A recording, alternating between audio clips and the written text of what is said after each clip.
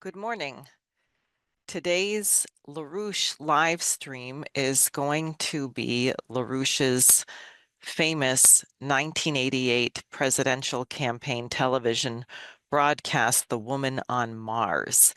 And I'm not going to say too much about the various technical aspects that he goes through in the dialogue, but this was one of the most beautiful television infomercials that LaRouche did in any of his campaigns, opening with the Mozart Dissonance Quartet, which continues throughout the broadcast. In fact, this particular broadcast has a lot of music and images and not just speaking. This broadcast was so inspiring that hundreds of girls sent letters into LaRouche's campaign volunteering to be the woman on Mars, the Mars colony being established approximately 39 years after the broadcast was aired. So it was scheduled then for AD 2027. You can consider that we would be just about there had the incredible witch hunt against Lyndon LaRouche to prevent him from becoming president not been launched in the frankly 70s, but 82, 83, the 1980s was the period of the massive witch hunt against LaRouche. And that's actually when I first met him. I was a student at New England Conservatory of Music in Boston, Massachusetts, where Lyndon LaRouche was on trial. And this television show, I'd been to a couple of campaign meetings, and I got a giant stack like this of 1,000 leaflets to promote the television broadcast. And I also organized a viewing of the show in the student room. There wasn't a student center. New England Conservatory is one building, but a student meeting room to show people the woman on Mars, to have them come in and watch. And given that the trial was going on, people kept ripping down my posters and scribbling vicious things on them. But nonetheless, about 25 people showed up to watch it. You will hear Mr. LaRouche describe, and I recommend reading his papers on the science and technology needed to develop Mars, that by the end of his program, he says the average income of the average household will have increased tenfold.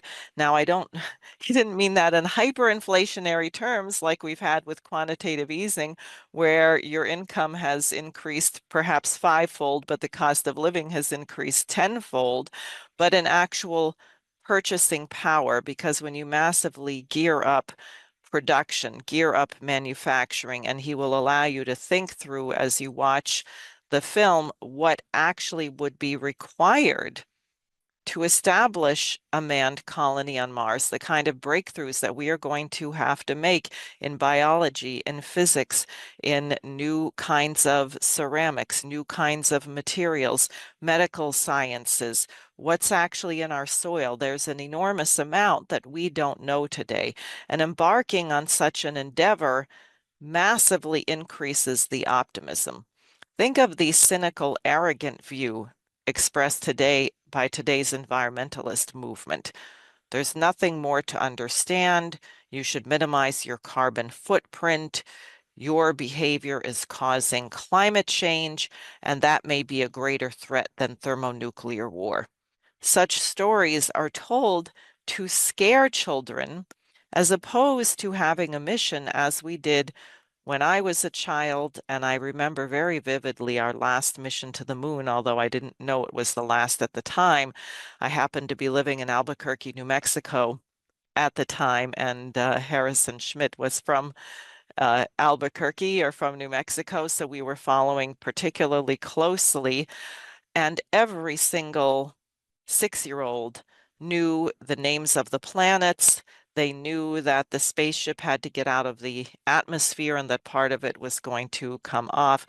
We knew all kinds of details. We discussed questions of gravity, zero gravity. If you got in trouble in class, it was for designing a spaceship in the margin of your paper. And imagine unleashing that kind of optimism. when Donald Trump was president in his first term, one of the things he did was to revive the space program with a bold plan to land a woman on the moon by 2024.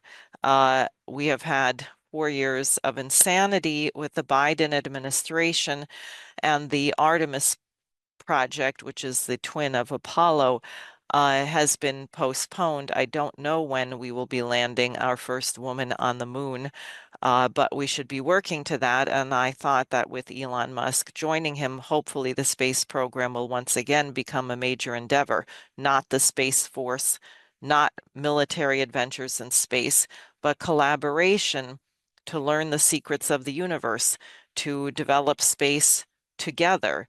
Uh, it needs to be done along the lines that LaRouche lays out. We're not going to get to Mars with chemical rockets. We need to develop fusion power. We need to revive NASA. NASA worked brilliantly. When we went to the moon, NASA employed 40,000 people, but there were 400,000 people employed in the private sector feeding into NASA.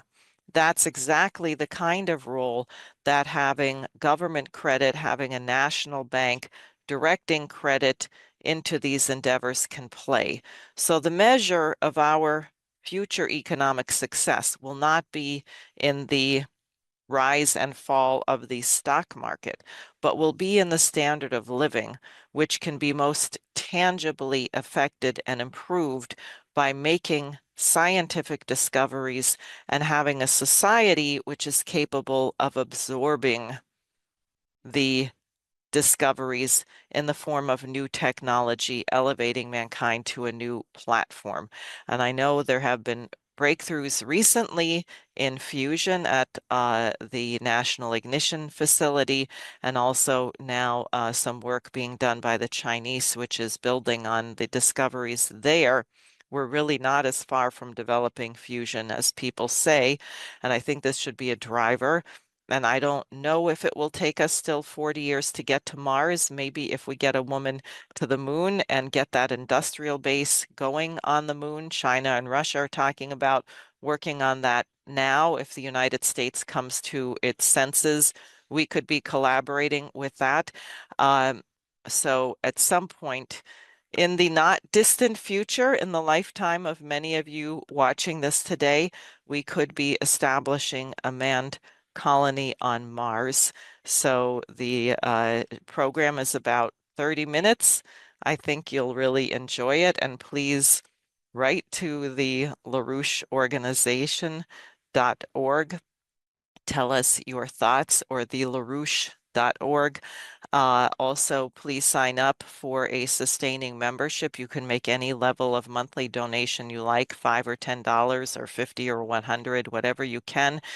We need your support, and you will receive LaRouche's Executive Intelligence Review daily alert in your email if you become a sustaining member of the LaRouche organization.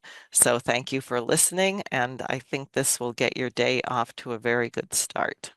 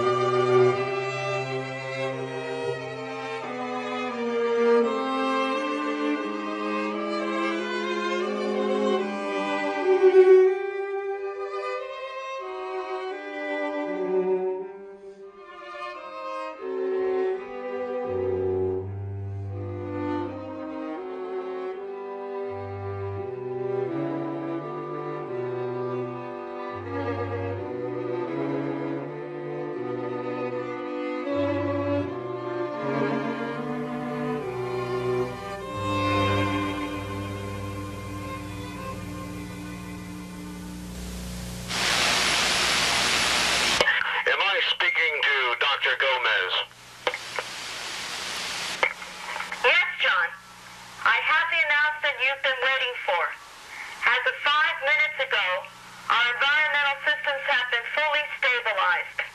Man's first permanent colony on Mars is now fully operational. Good evening.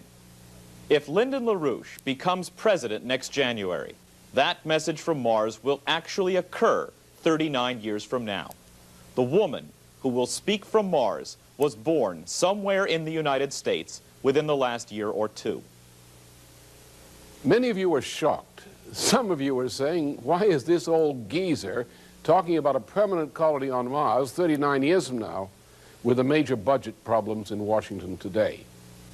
In a nationwide television broadcast a few weeks ago, I told you that on my first day as president, I should declare a national economic emergency and launch the largest economic recovery program in our history. During each of the first 2 years of my administration, about $2 trillion in low-cost federal loans will be invested in building up our nation's presently rotting industrial infrastructure, plus building up about 5 million new industrial jobs during the first 3 or 4 years of my administration. Looking back to the experience of the 1940-1943 period under President Franklin Roosevelt, we know that the recovery will creak at the beginning, but will build up speed over the first 2 years, so that about the third year, the United States will have the highest per capita income in our history. There are no mysterious tricks involved. It is all basic economics modeled upon our successful economic recoveries under Franklin Roosevelt and John F. Kennedy. However, to keep that recovery going beyond the first 3 to 4 years, and to make our economy once again the most competitive on earth, we must invest in creating new technologies to do that. We must pick up where we left off with the old Apollo program back during the 1960s. We choose to go to the moon in this decade and do the other things, not because they are easy, but because they are hard.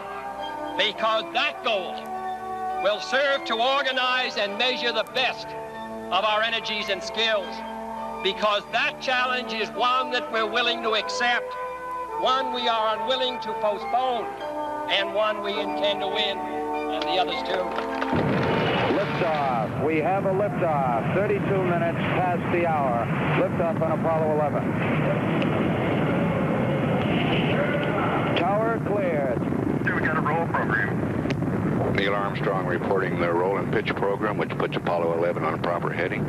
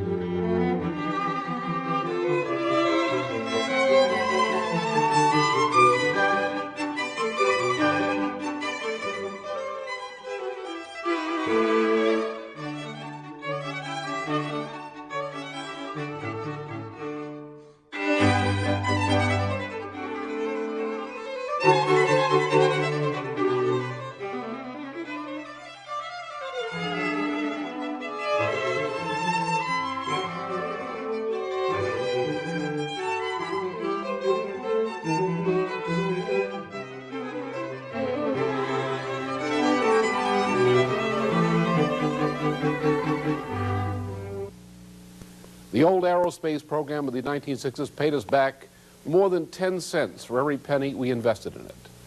This Mars program will pay us back much more. Not 40 years from now, but each year over the 50 years or more to come. This project's spin-offs in the form of new products and new technologies into our civilian economy means that by the year 2027 AD, the average person in the United States will have a real income at least 10 times that of today. As some of you know, my specialty is a branch of science founded by Leibniz called physical economy. Over the years, my associates and I have had the privilege of working with some of the world's leading scientists in plasma physics, optical biophysics, and space technology. What I have done is to put this scientific knowledge together with my own expertise in physical economy, just as I did back in 1982 when I proposed what became known as the SDI. I've also consulted with some leading organizations in Europe, which are already prepared to go to work on some aspects of a Mars colonization program. At an international conference held in Virginia during the summer of 1985, I submitted a paper outlining a 40-year project for establishing a permanent colony on Mars. About a year later, the President's Space Commission proposed a similar Mars project. This is no Jules Verne dream. It is hard science. Every step is based on technologies we shall have ready at the times this Mars project requires them. Tonight, I shall report to you some of the highlights of that Mars program. I shall explain how this project will cause rapid growth in our economy, even during the few years just ahead.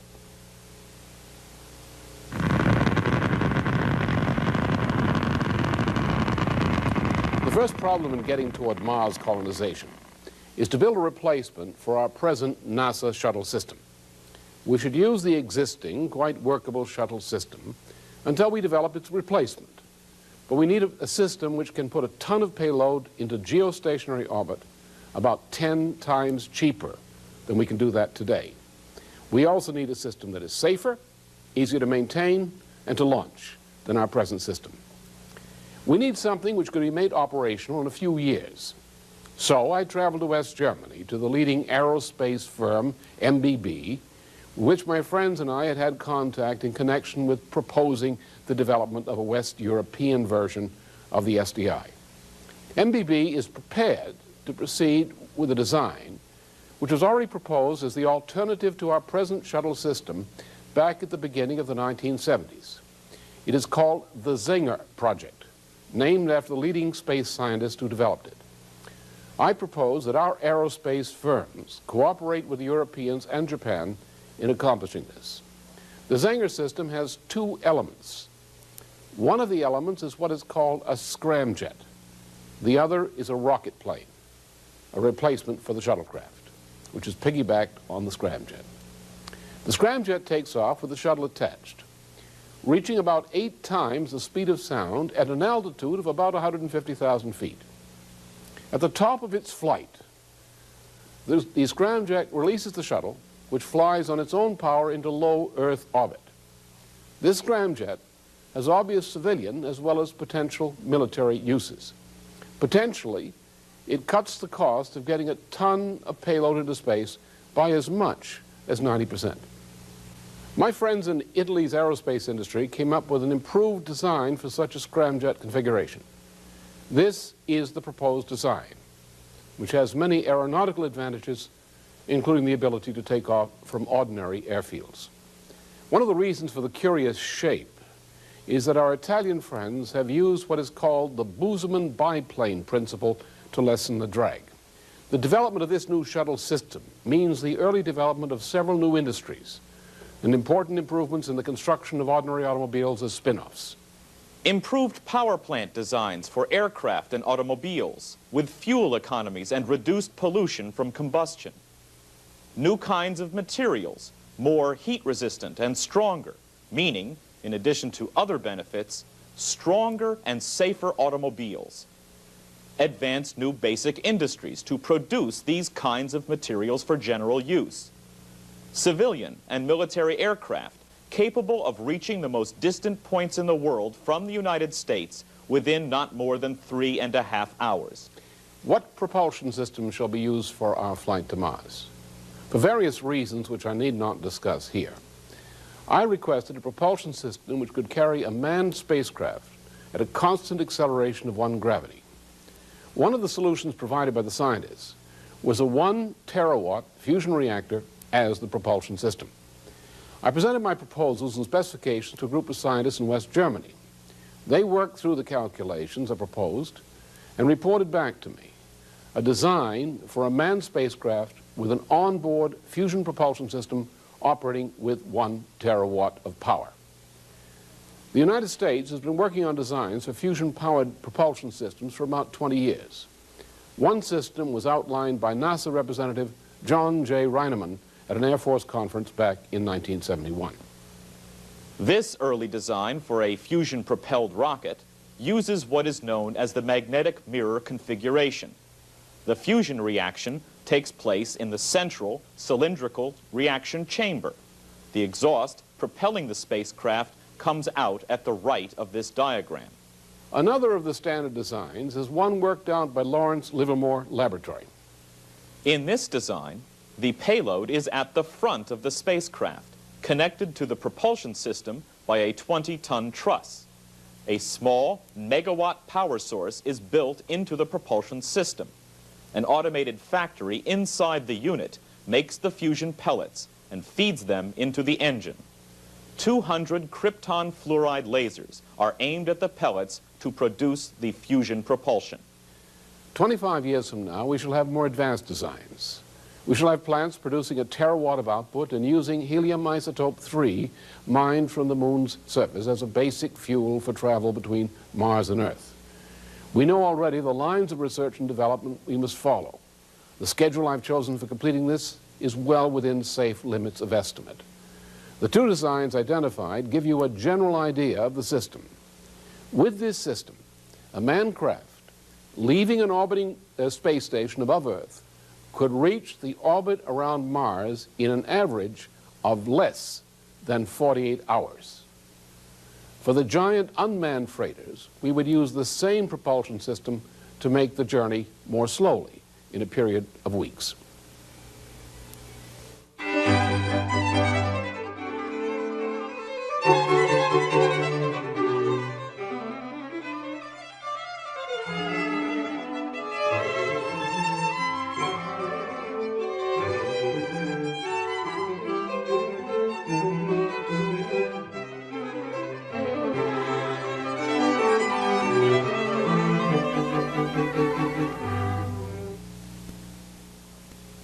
LaRouche applied his professional skills as a physical economist to work out preliminary designs for the new cities to be built on Mars. This is an artist's drawing of LaRouche's original design. When the Mars construction is completed, the lower half of the geodesic domes you see here would be under the surface of Mars. The central dome is the living space for the members of the colony, with a large educational park at the center. The outer domes are areas for production and the growing of food supplies. What you now see is a cross-section of the center geodesic dome from top to bottom. The inhabitants of the city live in the upper half of the dome. Transportation, storage, and utilities are underneath. The inner dome has 12 transportation pathways leading from the central park to the outer rim and to the production areas beyond. Not shown here are circular transportation tracks, each spaced at distances consistent with Kepler's third law. Shown on your screen is a spiral pathway cutting across the other lines of movement within the city. There are some very important laws of physics involved in effecting this design. In the past, many of the best designed cities on Earth were designed according to similar principles. I think I can predict safely that all human colonies in space will be built according to the same basic principles I've used in this design. Now it seems that we shall go back to such sound principles of city building on Mars and perhaps in the Sahara Desert before we begin to rebuild our oldest cities on Earth in ways better suited to the physical and psychological needs of human beings. In order to colonize Mars, we must create mining and fabricating industries on the moon. These would be largely automated industries based on the new energy systems and laser-related tools we are now in the process of developing. To give you a rough idea of what the scientists have presented to me, this means power plants with about 1,000 times more output than a power plant on Earth today, with an effective operating temperature at least 10 times that of any power plant on Earth now.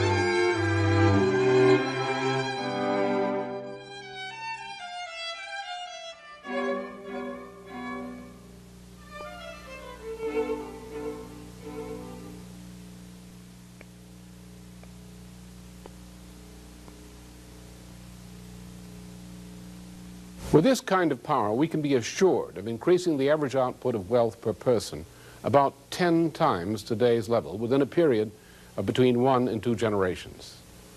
As a result of this and other features of the project, we may expect to increase the average income of the United States by up to 10% per year average by some point during the coming 10 years, with about 5% average growth in real income during the coming 10 years. Put it the other way around. Without a science driver project, such as this Mars project, the United States economy would not become competitive again, and there would be very slow improvement in incomes beyond the levels we should reach by about 1994, 1995.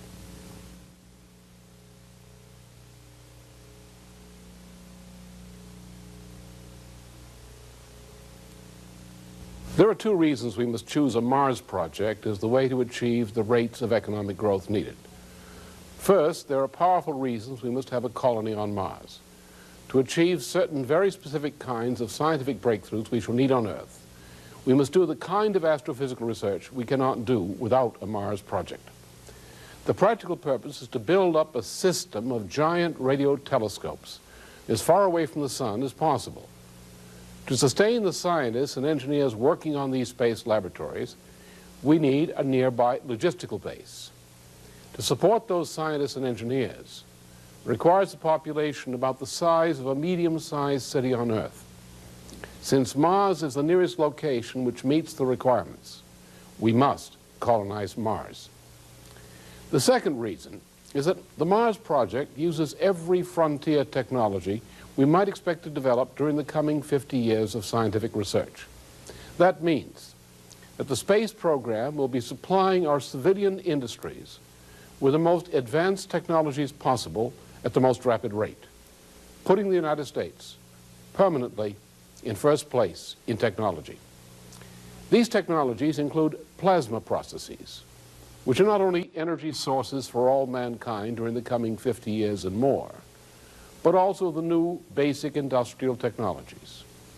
Once we can bring sufficient cheap energy to bear, not only to boil tungsten, but to heat it into a plasma state, all limits to natural resources, as we now define such limits, cease to exist.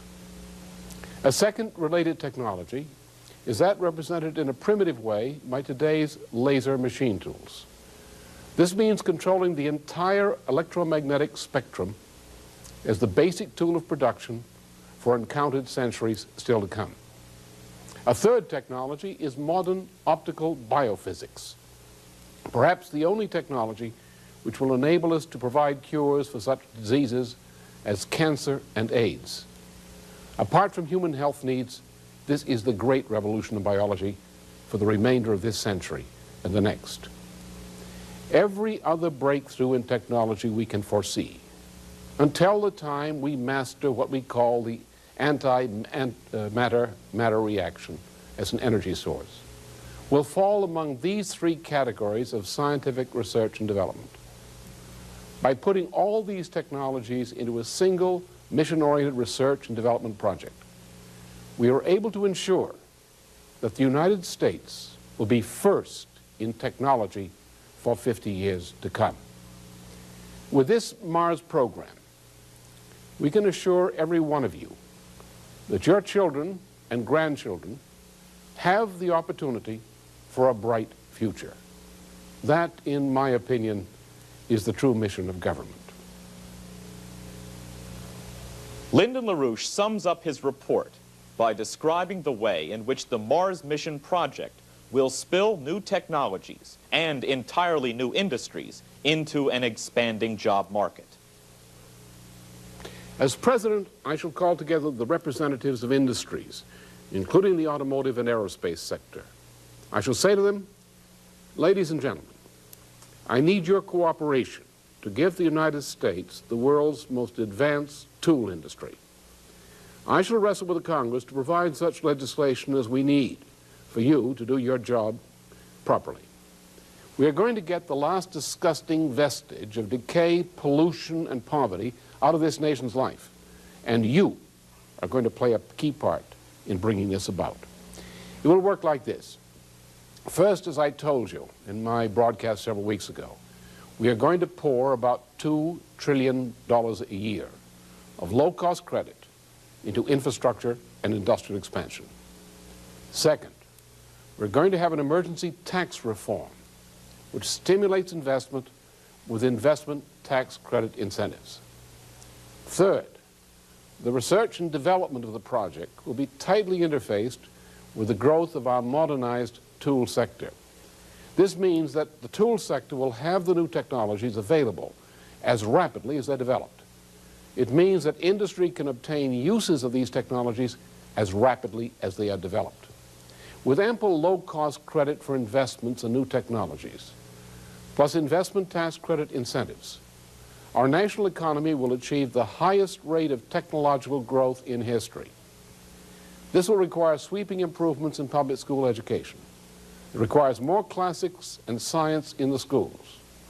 It will require National Science Foundation scholarships and merit pay increases for teachers, and will require National Science Foundation assistance to local schools in providing the exhibits and other teaching materials needed to introduce students to the new space-age technologies. This requires a shift away from present trends in business education to produce more managers qualified in production technologies. It means a much better way to live than the drab misery, illiteracy, and decay into which our nation has been drifting the past 20 years. Then, 39 years from now, we shall hear the broadcast from Mars announcing that the first permanent colony there is operational. Among those colonists will be some of the children and grandchildren of you watching this broadcast tonight.